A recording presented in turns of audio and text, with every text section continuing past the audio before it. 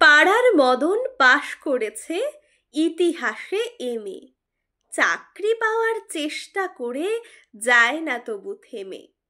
মদন পেল গোপন খবর, আলিপুরের জুতে বন মানুষের চাকরি আছে, দেখতে গেল ছুটে।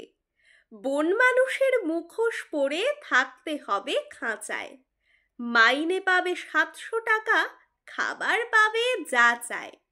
বেকার মদন অনিচ্ছাতেও চাকরিখানা নিল, দর্শকেরাও বেজায় খুশি, দারুণ মজা পেল। একদিন তো লম্ফ দিয়ে পড়ল পাশের খাঁচায়, পাশেই ছিল নেকড়ে বাঘ, কেই বা তাকে বাঁচায়। হালুম করে বাঘ বাবাজি যেই তুলেছে থাবা, বন মানুষ চেঁচায় বিষম, মরে গেলুম বাবা। বাঘটা তখন বলল কানে, উঠছো কেন ঘেমে?